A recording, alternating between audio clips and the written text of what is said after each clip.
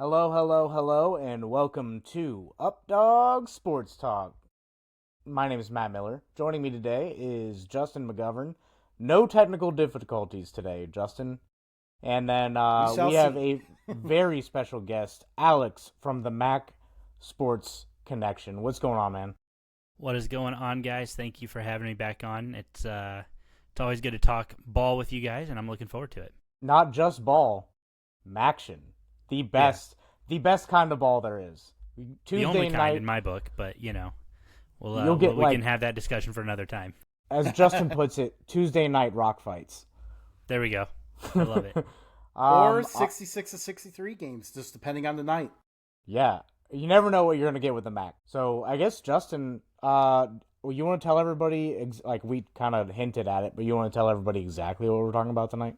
Yeah, so we're going to go through kind of our MAC predictions. First of all, going through the conference, going through what are our favorites, what are some other teams you can't forget about, the sleepers, and of course, the teams that are just trying to fight their way forward. So we're going to be looking at the conference from top to bottom, having a blast with it, and of course, just giving every MAC fan something to enjoy. And here at Updog Sports Talk, we love to stick up for the little guy. What better way to do that than talk some action? So this one hits home for us. Justin and I are Bowling Green alums, and we are super stoked to get into this conversation. Our next tier here, which is I called it the don't count them out tier. These are two. You should have named it the mid 2010s powerhouse teams. Yeah, I mean, we were there for all three MAC championships during that run. It was Okay. a great run, and we missed it a lot. It kind of makes me sad to see NIU leave for that exact reason because, that was just it was definitely a great run. Those three games. Sure. They're not the biggest of rivals, but they had a little bit of a rivalry going during that time period, and it was fun to watch. I've often heard, and I don't know how true this is, but I've often heard that the commissioner was quite upset to be handing BG the trophy in 14. Or maybe it was 2013, whatever it was, because he thought that there was a chance that the MAC was going to get to back-to-back BCS games. For all intents and purposes, it looked like that was going to happen. But, and again, I don't know how true that is. I don't want to slander. If I remember correctly, if I remember correctly, it was a very clear cut. If NIU won that game, they were going to the Orange Bowl. They were already projected to be like, I want to say in like the Fiesta Bowl or something. Like that was what the projection was. So, a lot of fans, not named Bowling Green fans, were pretty unhappy about the Falcons. We heard it. We heard it. We heard it, and we were also not surprised that Bowling Green was the program that cost the conference millions of dollars. Yes, Yeah. yes. That would be something that we were involved in. This is what happens when you get NIU and BG together in one tier there. But I guess we can kind of let you start out which one you think has the most potential to maybe jump into this conference title race. So I think if you're gonna say it, and it's been talked about ad nauseum, you gotta say Northern Illinois. Not because I think their offense is going to be anything spectacular. I think they'll do fine on the offensive side. This defense was one of the best in the conference a year ago. They don't lose too many pieces. Coach Hammock, it prides himself on building strong defenses and making that one unit. Like, you look at a lot of their losses outside of some of these Power 4 games, low scoring. Even the Notre Dame game last year, low scoring. When they beat Georgia Tech a couple years ago, 22-21, that was another low-scoring game. Boston College, they beat them in overtime in a low-scoring game. Like, these are just games that aren't – you're not going to see Northern Illinois give up too many 40-plus point games. Really, you're not going to see them give up too many 30-plus point games. But they're also not going to score that many points either. This isn't that offense that's going to – this isn't the Jordan Lynch offense, right? This isn't the offense that's going to torch you for 800 yards and 15 touchdowns. This is a methodical offense, and I think there's value to that for Coach Hammock, who's done a great job of, especially on the defensive side ball, just really building up this team. So I wouldn't be surprised if it was Northern Illinois in that conversation. Also, there's that chip on their shoulder. Those guys want to leave the conference. Those fans want to leave the conference. Winning a championship and holding it over everybody's heads as they drive out west. And I think that's part of the conversation. They're going to get everybody's best shot every single week, so they can either get better because of that, or it can break them down. And I think knowing Northern Illinois, they're going to get better, and they're going to build some strength off of that. Bowling Green, too many question marks all over the place. I think Drew Pine is going to be a great quarterback there. And I think he would have been an incredible quarterback if he had Harold Fannin Jr. to throw to. This offense is going to be missing a lot of pieces. Some great transfers have come in. Defense, again, some more question marks. I think Eddie George, got a chance to speak with him at Media Day. He's excited about kind of what Scott Loeffler built. Scott Loeffler took over this program when it was dead. The Mike Jinks era, as you guys are very well aware. Yes. And I think Eddie George is very thankful to what Coach Loeffler kind of built, because this isn't a program. Yes, you lost a couple guys to the portal, but you're still attracting guys. You're bringing guys in. Now, I think some of that's the Eddie George factor. Let's be very real on that. But I also do think that Bowling Green has a lot of value. There's some good things going on within that program on that campus, and people want to be part of that. You always want to be part of something that you can be proud of and you can get excited about. And I think Eddie George is going to build on that foundation and build well. Well, Bowling Green is definitely the talk of the MAC. Like, there's so many question marks that it's just talking points for media. Like, you don't know what Eddie George is going to do at a higher level. Pretty much half the weapons left, and then their defense wasn't great, and then now they don't have a whole lot returning from that. So, what Northern Illinois has a leg up on for Bowling Green is the style that they play. They have 23% overall returning production, which isn't great, but they have the style down. Like you alluded to, they're not going to give up a whole lot on defense, no matter who they have in there. And their offense has been the same the past handful of years. It's not going to put up a whole lot of points. Bowling Green could be absolutely magnificent, or they can be cellar dwellers. There are just so many question marks with that. But what I did like is that they did bring in another stud tight end from Florida to replace Fannin, who was probably the best MAC tight end in history. I think I can say that. Yeah, you can confidently say that. Should have won the Mackey Award. The Mackey Award. But I mean, we're not voters, so yeah. Justin, outperformed Tyler Warren on the same day and the same field against the Penn State defense with all those draft against picks a better there. defense. Yeah. Mm-hmm. So take for that what you will. For all those folks who were, they didn't play a tougher defense. Tyler Warren played worse against a worse defense on the same day that Harold Fannin Jr. played better against a college football playoff defense. But, who am I? Yeah, and then a few weeks later against the Texas A&M defense loaded with athletes. By that point, they knew to watch out for him, too, and still couldn't do anything about it. He's going to be a stud for the Browns. I actually can't wait to watch him play there. But I've got him stashed in a few dynasty leagues. Oh, nice. That'll be nice. Yes. Very nice. But yeah, like looking at NIU, I think the one thing that really sticks out to me with them, because we know what their style is, and they ran it well for the most part last year. I think the one problem they had last year, they had several games where they just could not finish the drive. We saw it immediately when they were the top-ranked Group of 5 team, and then they couldn't finish drives against Buffalo, lost that game in overtime. They played NC State, were actually really going up and down the field against them. They really controlled that game, controlled time possession, outgained them, but again, just could not finish drives. And we saw that happen to them most of the year. I think the only game where they didn't outgain an opponent and control time possession was the Miami game. I believe all the other 11 games, they had complete control of the game. but just could not, for whatever reason, just could not finish the drive. So that's kind of your little point there that maybe the head coach Hammock can like pay attention to. And this is our edge to get over that returning. We're starting a little bit new with some young guys, but this is where we can really take advantage and get ourselves on top of those games, because you look at them, and while there's a lot of losable games in the schedule, there's also a lot of winnable games in the schedule. I don't think there's any game that's out of their reach on the schedule this year.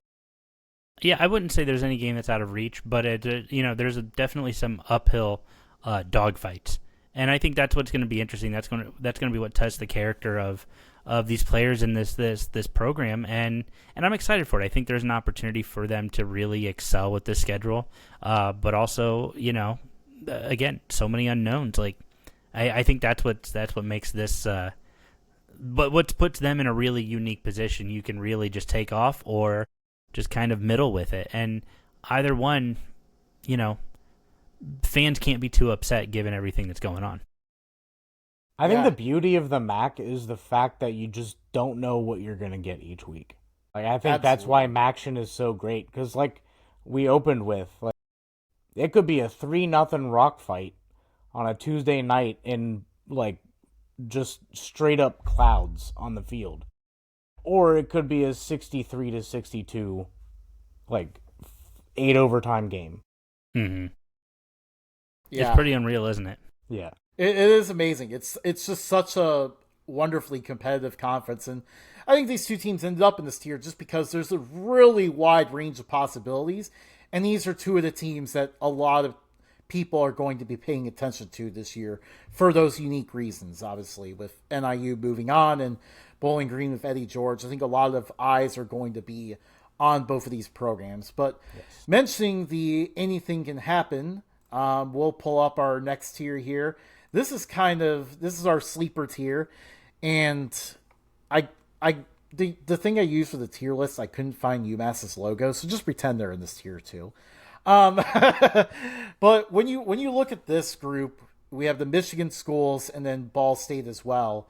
Who do you look at and think this team could really catch a lot of people by surprise and maybe make a Buffalo type rise where they are in contention for the MAC title? I think with Ball State, you've got to look at a couple factors. This isn't, Mike New, the former head coach. I think he did a fine job. He won games that you kind of head scratch and you're like, how did they win that? I'm looking specifically at some of these Northern Illinois wins that they pulled off. But then you look at other games and you're like, how did they lose that? I'm looking back at the 2022 game against Toledo where they had Carson Steele. Carson Steele scored all their touchdowns, and they still lost. Like there's a lot to kind of scratch your head on. Kyle Kelly is expected to start from everything I've been seeing, and it looks like he's going to be playing primarily on the offensive side of the ball. He kind of toyed around with doing some stuff back and forth. Qua Ashley, I expect him to be a competitive running back from Kennesaw State. Elijah Jackson from Purdue. I think they're going to form a pretty good tandem. But then you can't forget TJ Horton, who's been with this program. Last year he played, I believe, 7 or 8 games. Limited experience, but he played in a few games. Con Magwood is your kind of stud returning wide receiver. But the guy that I've got circled is Ty Robinson, 6'4", the Colorado guy. And if these guys stay healthy, I think that's where you watch this Ball State offense kind of excel. But I think that they're in trouble. They've got a few nice pieces in the offensive line. Offensive line is going to be a little bit of a weakness, and then your defensive backfield is going to be your weakness. I don't think they get it done as much as people want them to this year, but you get things going with Mike Uremovich here over the next couple of years. He's proven he can win. He's proven he can be successful. Watch for him to slowly start to turn this ship around for Ball State. It's just not happening in year one. Yeah, and mentioning that offensive line, let's just mention real quick. There is a 6'10" and a 6'8" man on that offensive line. Like that is incredible. I believe those are both of the tackles, if I'm remembering it correctly. Yeah, I believe you're Adam Dolan 6'8", and then Chris Hood is 6'10". But then don't forget Otto Hess at center, 6'7". And then some of these backups, Cody Smith 6'8", Ryan Eldridge 6'7". This is a big, tall offensive line. Something that you need to be aware of too. They're heavy, so they're not going to be easy to push around. So I think there is some strength in this offensive line. You just have to find where it is, but there's not a lot of depth.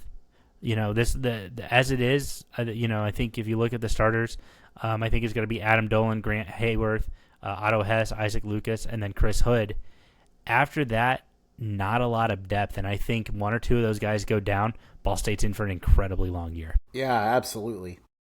But a team that I'm looking at, and I know your interview of him posted pretty recently, I'm looking at Central Michigan as maybe a potential surprise team. I really like Matt Drinkall as a coach, and I think a lot of what we saw go wrong with Central Michigan the last couple of years, I don't know why it was, but they just became really disorganized, and they were second worst in the nation in turnover margin last year. And I mean, I even received like comments at one point on one of my posts about them, about how they couldn't even get the offensive line to line up correctly. I don't know how true that is, but it sounds pretty crazy.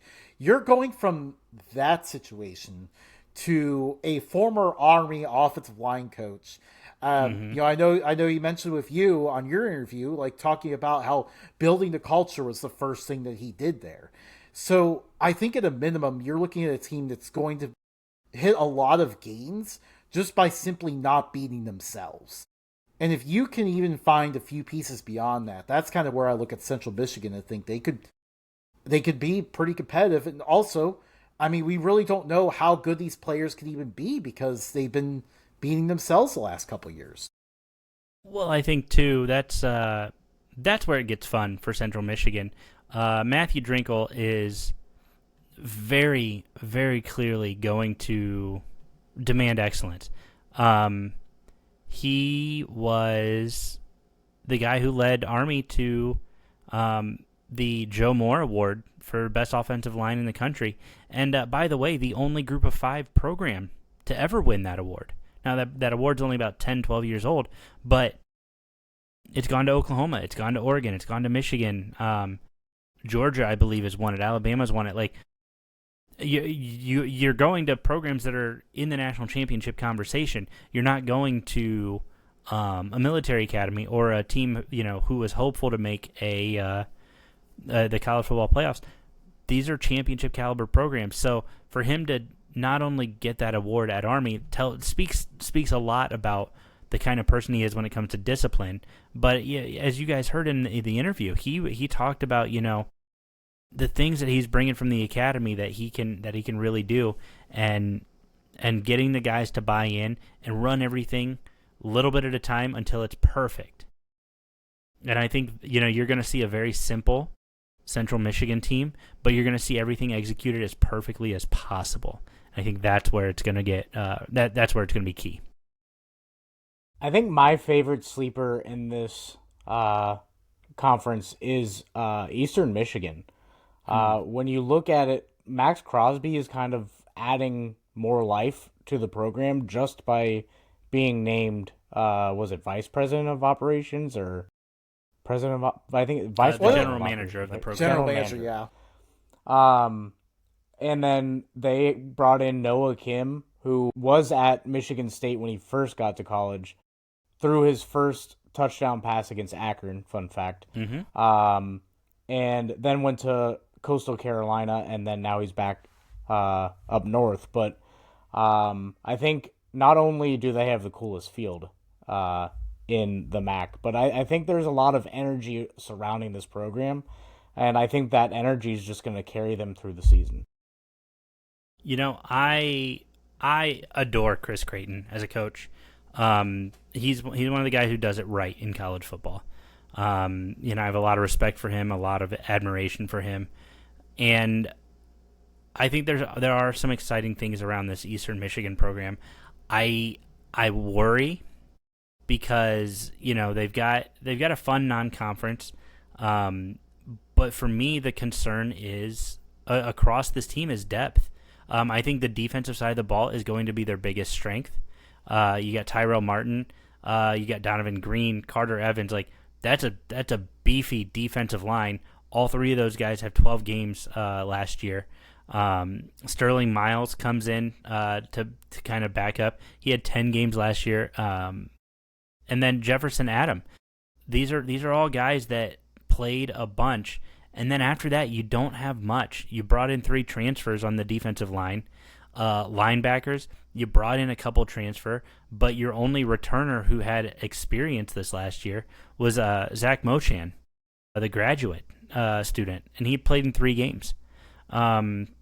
Defensive backfield, a few less question marks, a couple guys with some experience, but the offense is going to be the part that I think really, really concerns people. You got Terry Lockett, Porter Rooks, who can do some great things. Porter Rooks, the former 4-star from Syracuse, but Oran Singleton led the room a year ago with under 100 targets in 2024. Now he's gone. And then Marcus Allen, also gone. Terry Lockett, the most experienced player, less than 700 yards, 79 targets from last season. And it just it makes me nervous because, again, great pieces, not a lot of depth. I wouldn't count out Cameron Edge to start at quarterback either, though. That's a pretty heated battle from what I've heard between he and Noah Kim. Cameron Edge from Maryland. Wouldn't be surprised to see him get some opportunities. And I always say this. I don't always say this. I'm lying. But I've always heard it said, if you have 2 quarterbacks, you don't have one. And if this is a battle that's going to happen throughout the season, and it might.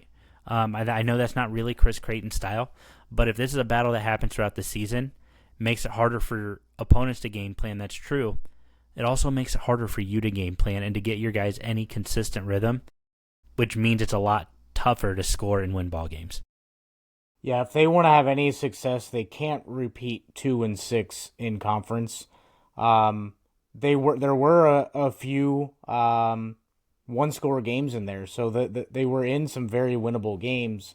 They just couldn't come up with it in the end, and I think whoever ends up at quarterback is going to have to keep them in these games.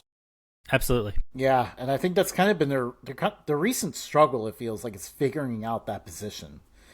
In general, like that's kind of been what's held them back the last couple of years from being at the level that we're used to seeing them, where they managed to, at least under Chris Creighton, where they managed to finish with like a solid winning record. I mean, obviously, if we want to talk about Eastern Michigan's past, this is still really good compared to where they were in the past, but it definitely comes down to that spot. Mm-hmm. So Western Michigan is kind of another interesting one. What are your thoughts on them? The College Washington Commanders. Well, that's the thing with this tier, the logos of the tier list. If I were picking the logos, it would definitely be the Bronco logo, not this Washington Commanders one, which I did see they're going back to the Bronco. I can tell you, athletics has moved back to the Bronco logo with the gold outline. So it looks like the university's mostly using the W. Right? Yeah, soft clap, everybody. Yeah. So they have moved back to that.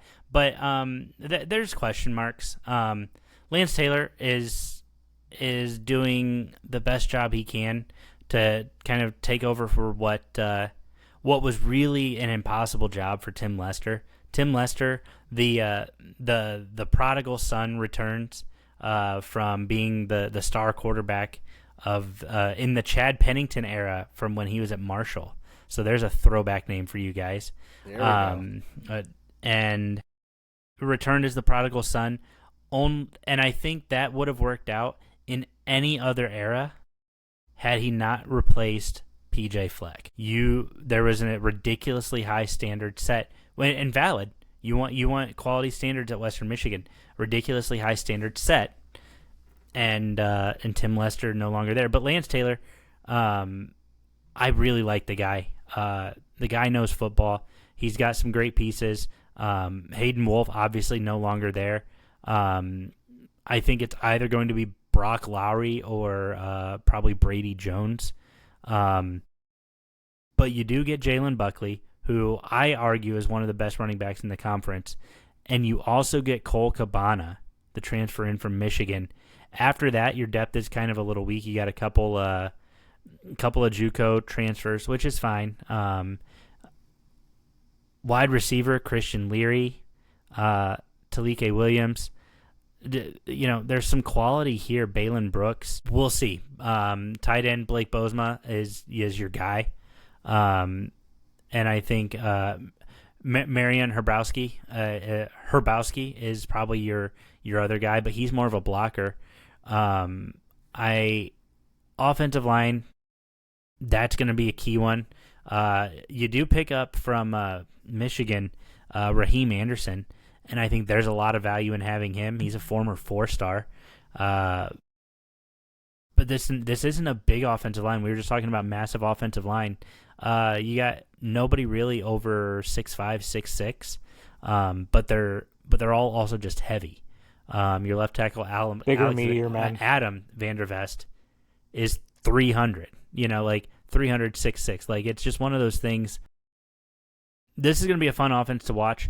Defense, I've got my concerns. I think defensive line going to take a bit of a step back. Linebackers, question mark. You got Dylan Moore returning with just 6 games of experience. Tate Halleck, he's in the backfield, but who knows? It's I think that you're going to see them take a step forward. This schedule isn't the worst in the world. I think a game against Michigan State right off the rip, not winnable but competitive. North Texas, a possible winnable game. At Illinois, we'll see how things go. But then you get Toledo and in Kalamazoo, and then you get Rhode Island, and then you get UMass, and then you get Ball State. So you get a little bit of a rough start to the year, but then right in the middle of the year, you get 3 very winnable games, and you start winning there. You start stringing together some victories. Success breeds success, and this is a back-to-back bowl team. Yeah. I think the offensive line is kind of the interesting one to me. It's like it's not heavy on experience, but definitely heavy on weight, which it seems to be one of the things that they seem to be prioritizing there, where they would just want guys who are very heavy and can kind of push around defenses in the conference. So we'll see how it goes. Obviously, I do like the run game a lot, so that will definitely be their strongest point. And I believe, if I'm remembering it correctly, both their first names start with B, so the quarterback situation gets muddled in my mind sometimes. I believe Brady Jones, the JUCO transfer, he's the one that could be a little bit more mobile, could add a running element from the quarterback position, right? Yeah, I think you're thinking Brock Lowry, from what I understand. The Indiana transfer. He had 26 rushes last year for 140 yards and 3 scores, so I think there's a lot of value there. I don't know much on Brady Jones, just that he is the JUCO transfer. But I think Brock Lowry gives you an extra step kind of in that backfield that could really help out guys like Jalen Buckley and Cole Cabana. Yeah, absolutely. Alex, you want to go ahead and plug the program? Yeah, first off, thank you guys for having me. I appreciate your time, allowing me to talk about some MACtion. Appreciate you having me on. Great to talk with you guys. But if anybody's interested in getting any more nothing but MACtion, really, we don't talk about anything else, which is almost incredible at this point. It's truly glorious. It's we only talk about the MAC, but we do it all. We talk MAC football, MAC basketball, MAC baseball, softball, lacrosse, field hockey. We love this conference. We love this league. You can find us anywhere on social media at the MAC Sports Connection. Some places it's still listed as the MAC Sports Connection podcast. Find us, or even at the MSC podcast. Any platforms you guys want to listen to, we're on Apple Music, Spotify, YouTube, Amazon Music, iHeartRadio. You guys can find us really anywhere podcasts are available as well. And then I guess because I got to plug it, download the Varsity app by Lairfield. You can listen to us through their network of podcasters. So worked on that partnership, and it's been a great one so far. And we're part of the Lairfield family of podcasts. So all those places, check us out, and we definitely appreciate the love and support. My co-host Graham and I both really appreciate the support people have thrown behind what we do, and makes it more fun. Yeah, and I mean, gotta say it one last time. Nothing better than MACtion, baby. Nothing better than MACtion, that's right. All right, that is the show, folks. We will catch you next time. We will go back to live episodes in the fall, and we will see you.